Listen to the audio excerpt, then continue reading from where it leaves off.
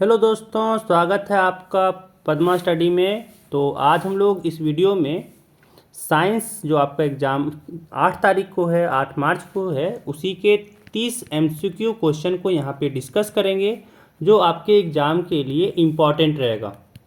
ठीक है, क्योंकि यहाँ पे जो आपको पढ़ाया जाएगा वो आपको आपके एग्ज़ाम के क्वेश्चन में देखने को मिलेगा कि हाँ, ये क्वेश्चन तो आपको पढ़ाया गया है। तो ये क्वेश्चन काफ़ी इम्पोर्टेंट रहने वाला है। जो भी आप 8 तारीख को एग्ज़ाम दीजिएगा, इसमें आपको यहाँ से क्वेश्चन मिलेंगे। ठीक है, इसका बात का तो यहाँ पे श्योरिटी दिया जा रहा है कि आपको यहाँ से क्वेश्चन मिल सकता है।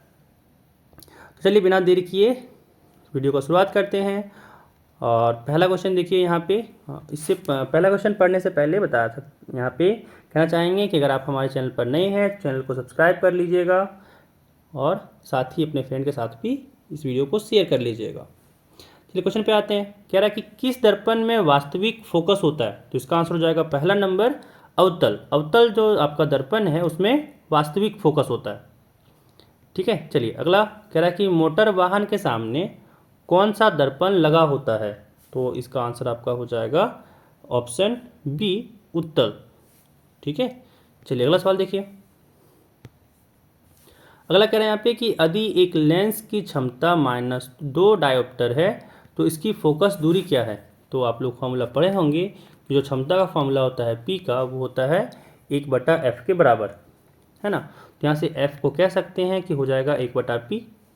ठीक है, और p यहाँ पे दिया हुआ है -2।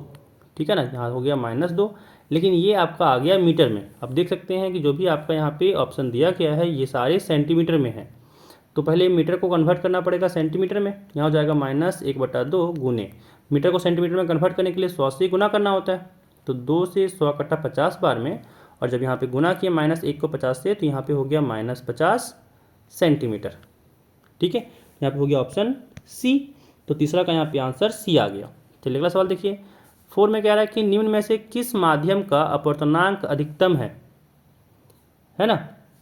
तो आपका 4 का आंसर हो जाएगा 4 नंबर हीरा। हीरा का जो होता है अपवर्तनांक वो ज़्यादा होता है। चलिए आगे देखिए। अगला सवाल यहाँ पे कह रहा है कि प्रिज्म द्वारा प्रकाश की कौन सी परिघटना घटती है? तो ये हो जाएगा इसका आंसर तीसरा नंबर, वर्ण विक्षेपण। ठीक है, वर्ण विक्षेपण जो होता है उसमें। ठीक है, अगला सवाल देखिए। कह रहा है कि जरा दृष्टि दोष किस प्रकार के लेंस द्वारा दूर किया जाता है? तो छठा का आपका आंसर हो जाएगा तीसरा नंबर, द्विफोक्सी लेंस। द्विफोक्सी लेंस के द्वारा जो है जरा दृष्टि दोष जो आपका होता है उसको दूर किया जाता है। चलिए अगला सवाल देखिए। कह रहा है खतरे के निशान किस रंग का बना होता है? तो हो जाएगा दूसरा नंबर, लाल, है ना। अगला सवाल देखिए। कह रहा है विभवांतर का एसआई मात्रक है? तो 8वां हो जाएगा पहला नंबर, वोल्ट। अगला सवाल देखिए। कह रहा है विद्युत परिपथ में धारा की माप के लिए किसका उपयोग किया जाता है? तो आपका 9वां हो जाएगा तीसरा नंबर, अमीटर।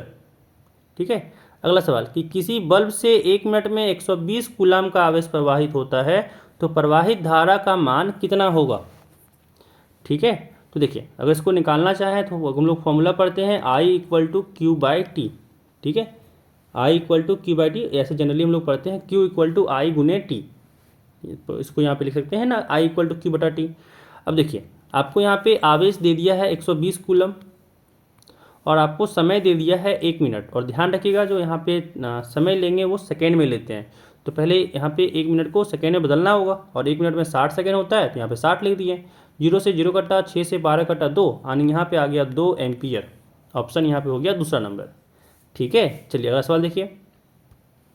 अगला कह रहा है कि 1 यूनिट विद्युत ऊर्जा का मान है? तो 11 का आपका यहाँ पे हो जाएगा आंसर 4 नंबर, 3.6 × 10⁻6 जूल। ठीक है, अगला सवाल देखिए। कह रहा है यहाँ पे कि विद्युत धारा प्राप्त करने की युक्ति को कहते हैं? तो इसका हो जाएगा पहला नंबर, जनित्र, जिसको इंग्लिश में जनरेटर कहते हैं। अगला सवाल देखिए। यहाँ पे कह रहा है कि लघुपथन के समय परिपथ में विद्युत धारा का मान हो जाता है? इसका हो जाएगा पहला नंबर, बहुत अधिक। ठीक है, देखिए शॉर्ट सर्किट नाम सुने ही होंगे। शॉर्ट सर्किट जो होता है वो आपका क्या करते हैं, जब आपका इलेक्ट्रिक करंट जो होता है वो बहुत ज़्यादा तेज आपका फ्लो करता है। ठीक है, बहुत अधिक हो जाता है। इसलिए जो लघुपठन का जो कहेंगे परिपथ में जो विद्युत धारा का मान हो जाता है वो बहुत अधिक हो जाता है। अगला सवाल देखिए, कह रहा है नीला लिटमस पेपर किससे लाल हो जाता है? तो इसका हो जाएगा अम्ल। अम्ल से नीला लिटमस पेपर लाल हो जाता है और लाल से नीला हो जाता है क्षार से। ठीक है, चलिए अगला देखिए। अगला सवाल यहाँ पे कह रहा है कि निम्न में कौन क्षार है? तो इसका हो जाएगा चौथा नंबर NaOH। ठीक है, चलिए अगला सवाल देखिए। अगला सवाल यहाँ पे कह रहा है कि जिप्सम का रासायनिक सूत्र है, तो हो जाएगा दूसरा नंबर CaSO4 इंटू 2H2O। ठीक है, और ये जो यहाँ पे CaSO4 और हाफ H2 है, इसको यहाँ पे कहते हैं plaster of Paris. Plaster of Paris. ठीक है, ये आपका हो गया CaSO4 2H2O, ये हो गया आपका जिप्सम। याद रखिएगा, कभी कभी प्लास्टर ऑफ पेरिस भी पूछ सकता है। अगला देखिए। अगला सवाल यहाँ पे कह रहा है कि जो समीकरण यहाँ पे दिया हुआ है कि CaCO3 जब इसको उष्मा दिए हैं तो ये दो में टूट गया, एक CaO और एक CO2 में। कह रहा है ये किस प्रकार की अभिक्रिया है? तो देखिए यहाँ पे इसका वियोग हुआ है, CaO और CO2 अलग अलग हो गया है ना, तो ये हो जाएगा वियोजन। जिसमें वियोग होता है उसको कहते हैं वियोजन रिएक्शन या फिर वियोजन अभिक्रिया हिंदी में कहते हैं। अगला सवाल देखिए, कह रहा है कि जल के विद्युत अपघटन में कैथोड पर कौन सी गैस मुक्त होती है? तो आपका इसका आंसर हो जाएगा पहला नंबर H2। ठीक है, अगला सवाल देखिए, कह रहा है यहाँ पे कि उपचयन अपचयन अभिक्रिया का दूसरा नाम क्या है? तो इसका आंसर तीसरा नंबर हो जाएगा रेडॉक्स अभिक्रिया। अगला सवाल देखिए, कह रहा है निम्न में विद्युत का सर्वोत्तम चालक है, तो इसका आंसर हो जाएगा पहला नंबर कॉपर Cu। ठीक है, Cu हो जाएगा। अगला सवाल देखिए, यहाँ पे कह रहा है कि गंधक एक, इसका हो जाएगा दूसरा नंबर अधातु है। ठीक है, जो सल्फर होता है वो नॉन मेटल होता है, गंधक एक अधातु है। अगला सवाल देखिए, कह रहा है सीसा और टिन की मिश्र धातु को कहते हैं, इसका हो जाएगा पहला नंबर सोल्डर। सोल्डर कहते हैं। अगला सवाल कह रहा है कि CnH2n+2 किसका सामान्य सूत्र है? तो हो जाएगा एल्केन का। एल्केन का सामान्य सूत्र आपका CnH2n+2 होता है। ठीक है, चलिए अगला सवाल देखिए, क्या है यहाँ पे कि एल्डिहाइड का प्रकारात्मक समूह है, तो इसका हो जाएगा दूसरा नंबर CHO। ठीक है, चलिए अगला सवाल देखिए, कह रहा है कि यहाँ पे कि एथेनॉल सोडियम से अभिक्रिया कर कौन सा गैस बनाता है ना, तो इसका आंसर हो जाएगा पहला नंबर H2 गैस बनाता है। अगला सवाल देखिए, कह रहा है कि आधुनिक आवर्त सारणी में आवर्तों की संख्या क्या है? कि मॉडर्न पीरियोडिक टेबल में पीरियड्स कितने हैं? तो इसका हो जाएगा पहला नंबर 7। अगला सवाल देखिए, यहाँ पे कह रहा है कि स्वपोषी पोषण के लिए आवश्यक है CO2 तथा जल, हाँ, क्लोरोफिल विरोध होता है और सूर्य का प्रकाश भी चाहिए होता है, तो यहाँ पे उसका आंसर हो जाएगा इनमें से सभी, चौथा नंबर। चलिए अगला सवाल देखिए, कह रहा है कि जठर ग्रंथियाँ पाई जाती हैं, तो इसका आंसर हो जाएगा पहला नंबर अमाशय में। अमाशय में जठर ग्रंथियाँ पाई जाती है। चलिए अगला सवाल देखिए, कह रहा है पित्तरस स्राव होता है ना, कि कहाँ पे स्राव होता है? तो इसका हो जाएगा आपका चौथा नंबर अकृत द्वारा।